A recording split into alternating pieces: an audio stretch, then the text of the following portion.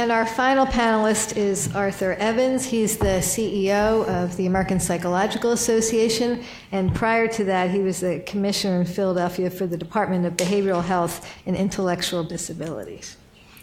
Hi, good morning, afternoon? Where are we? Morning. Okay. All right, morning.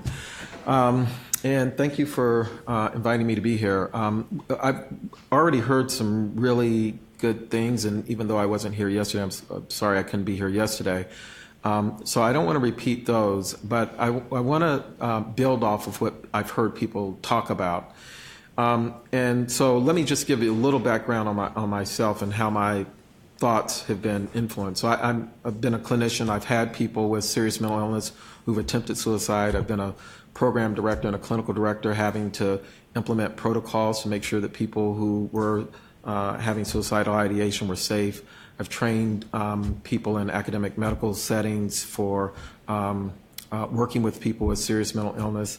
And I've been a policymaker for 20 years, both at the state level and at the local level, being responsible for an entire system of care and for a community. And that's the way I looked at my job. But I think the thing that has probably impacted me the most is being the friend and colleague of someone who's died by suicide. And that feeling that all of us or any of us get when someone we know dies by suicide, and what goes through our minds in terms of what could we have done, what did we miss. And so I want to start with sort of that as a frame, because I think that as we think about this issue of how do we best help people, I really believe that it is taking a population health approach. It is counterintuitive that the best way to help people with serious mental illness is to look at the whole population. But if you look at what happens with people in most systems who have serious mental illness and who have suicidality, it is one of the major challenges is that the way people get help and the places that people are two different places often. And so I want to use that as a backdrop. So the fundamental shift, I think, that our field has to do is to make sure that what we're doing from a system standpoint is aligned with the research, aligned with the science, and I would argue that right now it's not. And I'm going to give you a couple of data points to show that, or conceptual points, actually, not data points. One is that in most systems, the way we deal with suicidality is as a binary issue. It's either you're suicidal and you go and go into a bed, or you're not. And if you're not, in most communities, it is highly variable and often inadequate in terms of what happens to you. And we really have to do a much better job of thinking about this issue as a continuum. It's not a binary issue, and making sure that we not only have good transitions, which I really agree with a lot of the comments that people talked about as a huge issue in most systems, but we also have a continuum all the way to peer support and other kinds of supportive services that people need, because we know that one of the predictors of suicidality is people being isolated. And as long as our interventions are primarily clinical in nature and we don't think about those support services, we're missing an opportunity. Another conceptual issue, and this is probably the thing that I've focused on the most in my career, and that is, anyone's heard me talk, they know I'm going to talk about the black box. The treatment box is the paradigm that we have for how we help people with serious mental illness. And what that means is that we create treatment when people have a diagnosis or need help. They have to come to us into our black boxes to get the help. And if we treat them well and we do a great job and we release them, we assume then that they no longer need help, care, or support.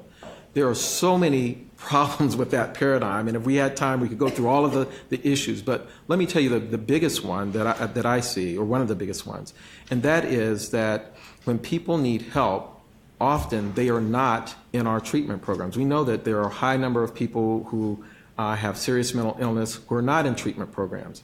And if all of our efforts are directed at treatment, we're going to miss a lot of people. And so what I want to do is to get us to think about a framework that allows us to not only focus on what's happening clinically with people and what's happening to people in the treatment black box, because I really think we have to do a lot of the things that people have talked, but we really got to think outside of that box and think about what's happening to people in community. So since I only have a few minutes, I'm going to use I'm a visual person, so I want you to think about 3 concentric circles and think about a framework where if we were thinking about this issue, we started to think about it in terms of the whole ecology of a community. Let's start at the very center where people, where we're talking about mental health professionals, behavioral health professionals. Now, I've heard a lot of what some of those challenges are. We know that most people who are trained in mental health are not trained in treating people who have suicidal issues. We know that substance use significantly increases the risk for suicide. And again, most people don't have training in that. So out of the gate, there are a whole host of things that we can do in that innermost circle to increase our ability to effectively deal with people who have suicidal ideation. The other one, another important issue is making sure that we're implementing evidence-based treatment approaches. If we know that having a serious mental illness is a strong predictor of people attempting suicide, we also know, I think as people have referenced here, that there's a big gap between what most treatment programs are doing and what the science says around what works. The issue, and here's the big issue. I spent, when I was commissioner in Philadelphia, we spent probably about $2 million every year on training providers to implement evidence-based treatment programs. That is a huge investment of resources. But I can tell you, had we not done that, we would not have been as successful. And I think as I observe implementation around the country, we're not making the kind of investment that we need if we really want practice change to happen. And so I think we have to make a huge investment there. So let's step out of the circle and go to the next level. And the next ring are those people-serving institutions that many people find themselves in. We know that people with serious mental illness are often touching the criminal justice system. For children, they're touching the child welfare system. They're touching all kinds of systems. And you've talked about the health system and other systems.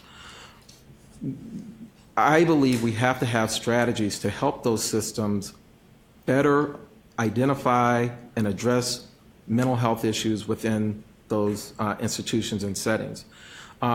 Because, again, they're not always getting to us in the behavioral health world. And so if we're not adequately addressing these issues in those other places where people actually are, we're missing an opportunity. And we know, for example, in criminal justice systems, there's a high risk for suicide for people who have serious mental illness who go into criminal justice settings.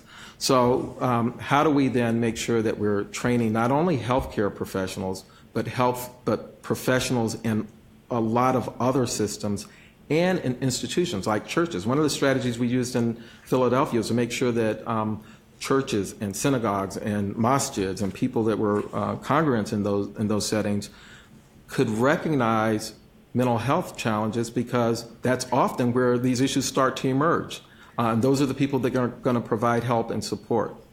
And then the third circle is one that we really don't pay a lot of attention to, and that is the broader community.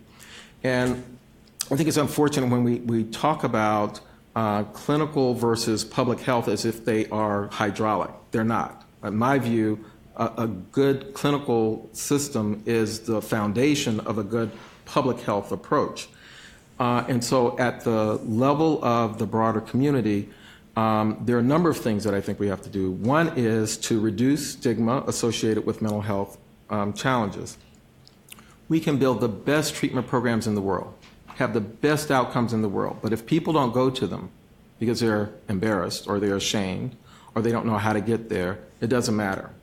And one of the things that I spent a lot of time doing in my career is, and by the time I left my government position, I was spending as much time on things outside of clinical care as I was on things in clinical care. Because of that, because of what Marcus said. He had the challenge, but he didn't know how to get to treatment. He didn't even think he needed treatment. And so if we're not spending time making sure that people understand those issues and understand how to access care, we're just missing a lot of people that we need to help. Let me just give you a few quick examples, and we don't have time to go into a lot of the detail, but I would just say that using one of the strategies we used was community participatory art projects to try to change the narrative. Using storytelling and getting people with lived experience to talk about their stories.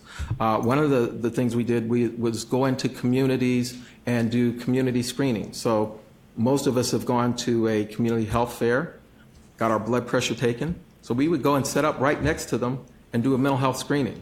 And when we did that, when we first started doing that in Philadelphia, people said, people will never come up to a table about mental health and start to talk to you. Turns out people do. In fact, they're glad that we're there. And in fact, a lot of times we would screen up to 100 people at a time in a train station in Philadelphia or in a library. And almost every single time that we did that, there was at least one person that walked up to us who was suicidal at the time, and we were able to connect to care. It made me think, well, what if we weren't there? And what's happening in all those other instances when we aren't in the community, out of our treatment boxes, who are those other people that are getting by? So I think that there are a lot of ways that we can help, and I'm so glad to hear all of the work that's happening around zero suicide and the focus on clinical care. But I think we need a broader framework that allows us to look at some of these other issues and other areas where we can help people. Great. Arthur, thanks so much. And if you want to comment on your short and long-term thing. I think short-term, I think really pushing the Zero Suicide Initiative, I think is really important. I really like what Oscar said about engaging the states to really embrace that. And I think long-term, I really do think it's getting our field to really adopt a population way of thinking about these issues. To me, that's the long-term goal. And if we can do that, I think it will radically change our effectiveness in working with people. Great. Thank you very much. Well, I want to thank our three panelists for very thoughtful and thought-provoking comments.